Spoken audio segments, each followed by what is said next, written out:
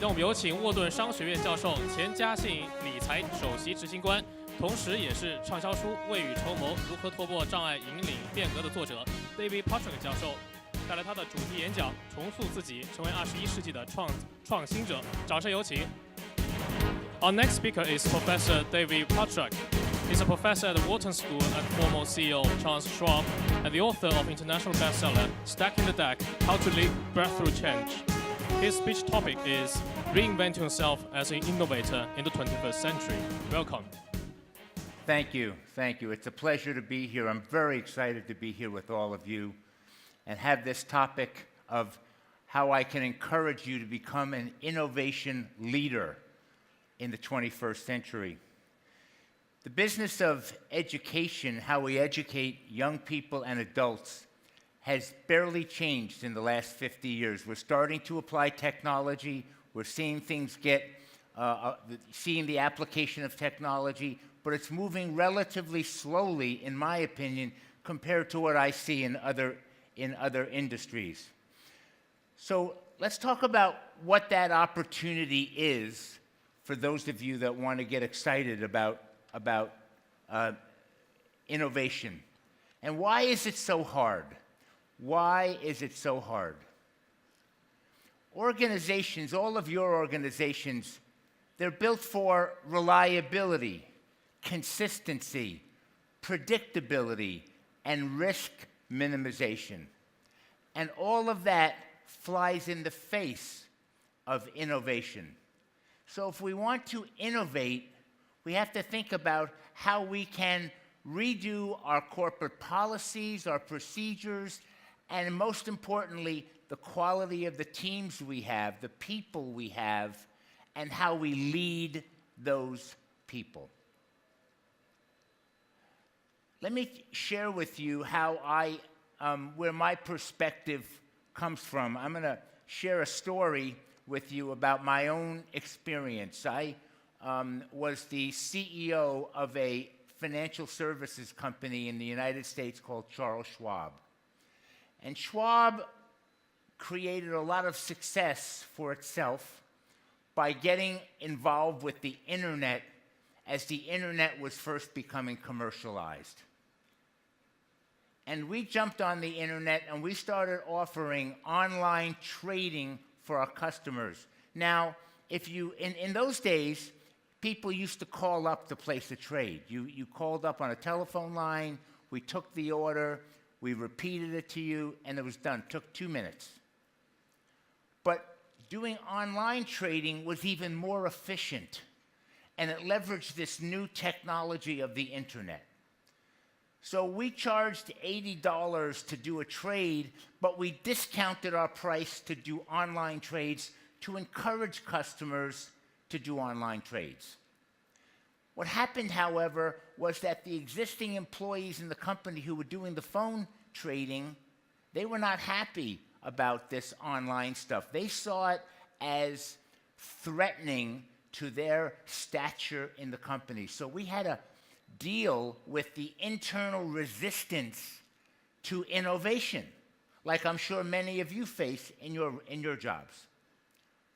But the bigger challenge came when brand new competitors entered the market and started deeply discounting the pricing of a trade.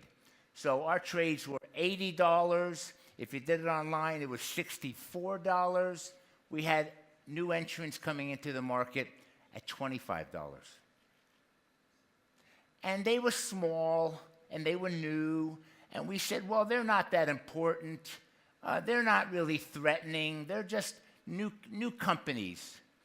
But I'm getting letters from our customers saying, why can they offer something at such a low price and you can't? Well, our answer was the answer that many of you would have, which is, well, look at all the services we provide. We're a much bigger company. We're better known. We have all these various services for our customers. But a lot of our customers didn't care about that. What they cared about is that these competitors seemed to provide a better value proposition. And they were starting to pick off my business. And I was seeing customers leaving us to go to these little competitors. And I think this is what some of you are seeing today as new entrants in the market are providing education to either children or adults in new ways, using technology. And you have to think, how are you going to employ that technology even as your own organization may be resistant? In fact, will undoubtedly be resistant. If you only remember one thing from my talk today, remember this. People hate change. Hate it. They will fight change. They will resist change with all their might. I'm constantly amazed, even though I know that, when I'm looking at changes we want to do at GSV where I work, or at Intel where I serve on the board, I constantly believe, well, these are good ideas. People will get behind them. But they don't. People don't like new ideas. They fight them. They resist because they're threatening. So then the question becomes, how do we as leaders energize ourselves? How do we get past this resistance to be the leaders of innovation and radical new ideas in the 21st century? If your plan for 2019 has you making little changes on the edges, little modest innovations, that's not good enough. If your plan for 2019 doesn't include some testing of radical new ideas where you're testing them on a small scale, if you're not doing that, it's not good enough. If you're not recruiting new people into your organization who have skills in technology and innovation that you don't have today, if you're not bringing those talents in, then you're falling behind. And make no mistake, you can't have a castle with a moat around your castle and think you're going to protect your business or your market position by what you do today, by doing it so well. That's not going to happen. You will get picked apart, you will get eroded at the edges, and you will fall behind. So what we did at Schwab, coming back to that story, is my executive team and I sat down and we looked at what it would take to lower our pricing to $29 a trade. And what it would take was a 25% reduction in our profit. As a public company, that's a devastating change to announce. Now, our choice was to just stay where we were and have this competition eroding us, but we knew that that was not a winning strategy. So we bit the bullet, we lowered our pricing, our stock went down by 40%. But we stopped losing customers. We started gaining new customers faster than ever. People liked lower price trades. They traded a little more. We got the efficiencies of the internet. And our profitability was back in 9 months. In 9 months, we were as profitable as we were when we made this change. By the way, Wall Street hated our change. That's why they killed our stock, pushed it down 40%. 9 months later, the guys who were idiots were now geniuses. That's how the world works sometimes. So let's talk about what it takes to do that. Number one, you need to have a clear strategy of what it is you want to do. And let me mention, there are lots of people that can help you with strategy, lots of consultants, but here's the thing I want you to remember. Your strategy has got to be built around your customers, the people that you're serving, the people that you're educating, the institutions that you support. And you need to make sure that you go out personally and talk to customers, the customers you have and the customers that you want, that you talk to them. You don't just do a market research or have the marketing department or some other group in the organization. You need to have your own sense of what it is customers like, what they're frustrated by, where the opportunity is. You need to feel that yourself. Then I'd like to focus on two other things that are important. And those are talent and leadership. So let's start with talent. If you have the same old talent next year that you had this year, you're going to produce the same results.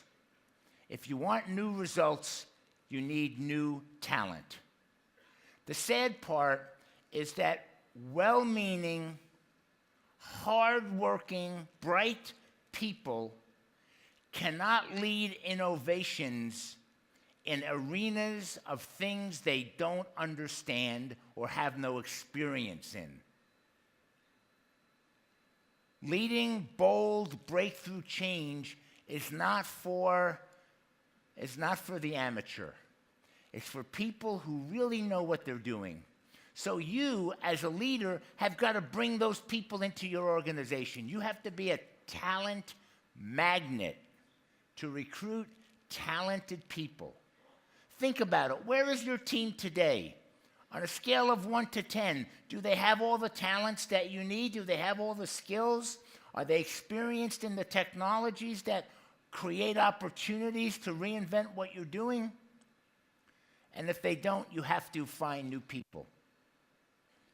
Now, I made the point earlier that you will have a level of resistance that will amaze you. And what you will find is that some of your long-tenured employees, some of your long-tenured key people, the people who you've worked with for years, as you start to lead these changes, these substantive, radical changes, they won't be able to support you. They will move away. They will back away from you. And you need to be prepared for that. That's what makes this so difficult. People will disappoint you. So you need to be a recruiter and a magnet for talent. Secondly, let's talk about leadership. So what is the level of passion and energy that you bring to work every day? You know that everybody in the organization is looking at you. They're looking at you. And they're feeding off of your energy. They want to know how energized you are about where your organization is going. People don't follow ideas. They follow people they believe in. You have to be one of those people. You have to be worthy of followership.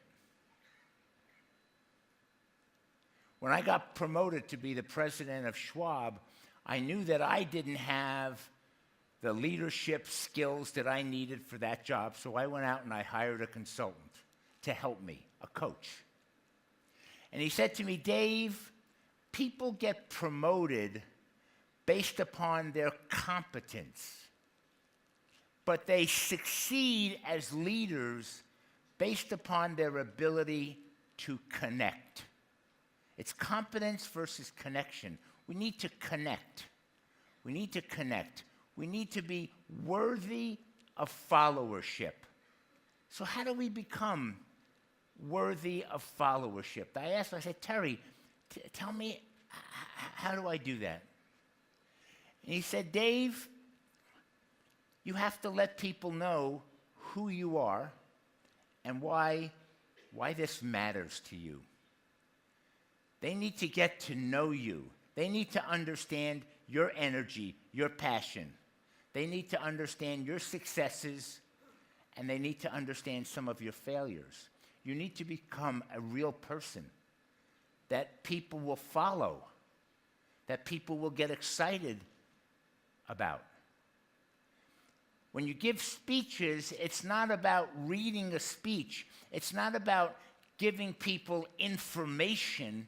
It's about inspiration. It's about leadership. It's about energizing the people that work for you.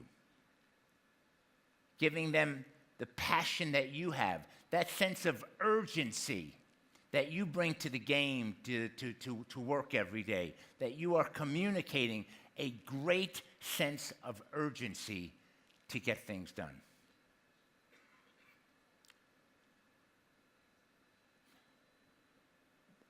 When I wrote my last book, I interviewed a bunch of leaders and asked them about their experiences in leading breakthrough change. And one of the people I interviewed said, Dave, you know, oftentimes it is nothing other than the energy and the commitment and the passion of the leader that keeps the whole thing going forward. You need to be one of those leaders. You need to have that kind of energy, that kind of passion. You need to inspire that passion in others. We sometimes use the words motivation and inspiration interchangeably. They mean different things. Motivation is the exchange of rewards for behavior. Inspiration is the desire to be part of something great. You need to communicate with the people that work for you, your team, that they are creating something great. And when you're an educator, when you work in the world of education, changing the lives of children or changing the lives of adults and giving them new opportunities, what could be better than that? That's something that should be easy to jump out of bed every morning and go to work. I used to say with my hair on fire. I don't have that much hair anymore, but with my hair on fire because I was so energized to get the company moving to where it had to go. So I hope these comments that I've made this morning about how to be an innovation leader, how to inspire people, how to get the talent you need, how to inspire yourself to be that leader, I hope you can take those messages home with you. Thank you very much. 感谢 David Pottruck 教授的精彩演讲。Thank you, Professor David Pottruck, for your great speech.